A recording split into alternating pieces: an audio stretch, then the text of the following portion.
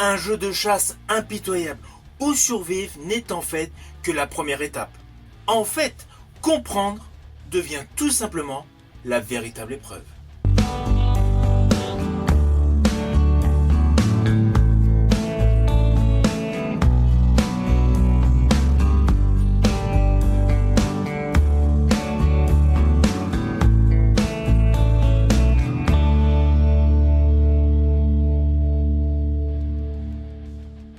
Hello, c'est HR, votre chroniqueur. Alors aujourd'hui, vidéo exceptionnelle qui n'était pas prévue sur ma planification, car je n'étais pas sûr d'avoir le temps de voir le film Apex. Donc naturellement, je vais vous parler d'Apex.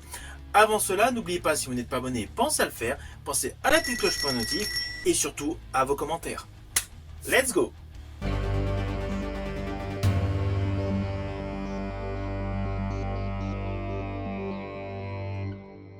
Alors tout d'abord, je tiens à vous préciser que j'étais totalement surpris de retrouver en ouverture de ce film, aux côtés de Charlize Theron, l'acteur Eric Bana. C'est un acteur que j'apprécie largement, je pense notamment à ses rôles dans 3 aux côtés de Brad Pitt ou dans Hulk, ou dernièrement dans Le Sauvage Canicule 2 où justement j'ai effectué une chronique. Donc là naturellement, très content de le retrouver. Le début de ce film nous présente donc un petit moment donc d'escalade en milieu hivernal, mais immédiatement, le film installe un ton très particulier.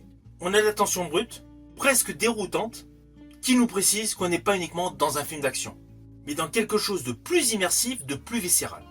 Alors l'histoire est assez simpliste sur le fond, il se passe quelque chose de dramatique en ouverture de film, et le personnage interprété par Charlize Theron, plusieurs mois après, décide tout simplement d'aller en Australie pour faire du canoë sur des chutes impraticables. Là, évidemment, elle rencontre des autochtones, un groupe d'individus masculins, évidemment, assez classiques, attirés par son physique, donc avec un comportement très désagréable, et un homme apparemment sympa, interprété donc par Taron Egerton, qui prend sa défense. Alors, ne vous inquiétez pas, je n'irai pas plus loin. Mais sachez que ce film est beaucoup plus suspense que vous pouvez l'imaginer.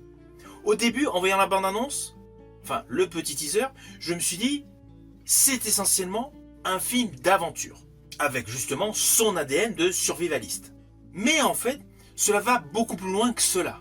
Chaque élément de ce film, en fait, devient une contrainte. Que ce soit les reliefs, les passages étroits ou les zones d'ombre. Du coup, tout le paysage bucolique devient un terrain de chasse. Alors pourquoi je dis un terrain de chasse?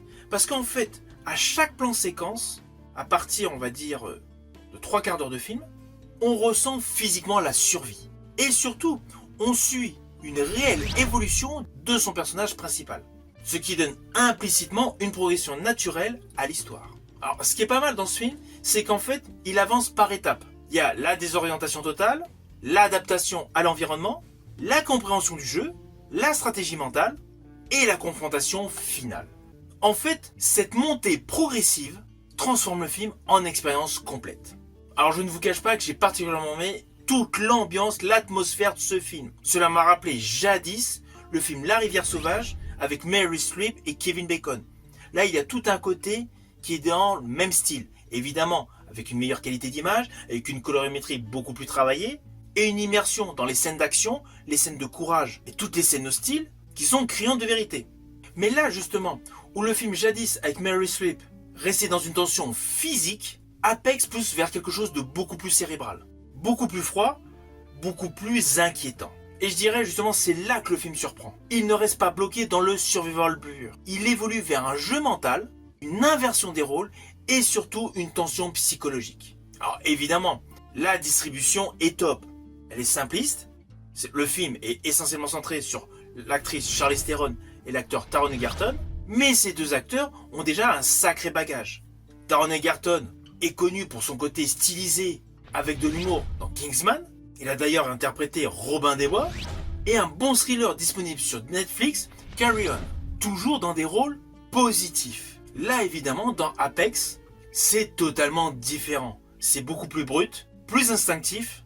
Et surtout il démontre une palette de jeux totalement innovante. On va pas se mentir, son petit côté psychopathe dans ce film, il le fait super bien. Alors évidemment, l'héroïne de ce film, Charlize Theron, qui est une actrice au fil des années qui s'est spécialisée dans des rôles très physiques. Je pense au diptyque The Old Guard, disponible sur Netflix, ou à Fast and Furious 8. Au cinéma, au jour d'aujourd'hui, elle incarne une puissance physique crédible et une intelligence froide et calculatrice. En fait, elle impose une réelle autorité à l'écran. Son jeu est bon. Implicitement, les deux protagonistes de ce film paraissent antagonistes, mais en fait, il y a une réelle alchimie entre eux. Egerton, il met en avant l'instinct, l'adaptation, l'évolution, tandis que Theron est plus dans la stratégie, dans le contrôle, dans la domination. Cela crée forcément une tension constante et crédible. Et du début jusqu'à la fin, le film ne relâche aucune pression, même s'il y a des moments calmes. On n'est pas uniquement sur de l'action, sur du survivaliste. Mais le film instaure tout au long de l'histoire une forme de pression. Car je peux vous affirmer, au tout début de ce film, déjà on ne peut pas imaginer ce qui va se passer au tout début, en ouverture de film, mais après, l'histoire, elle va vers un domaine, vers un sens inimaginable. Honnêtement, les 20 dernières minutes de ce film sont totalement imprévisibles. Et pourtant, j'en ai vu un paquet de films. Mais là, justement, où Apex surprend, c'est qu'il innove totalement.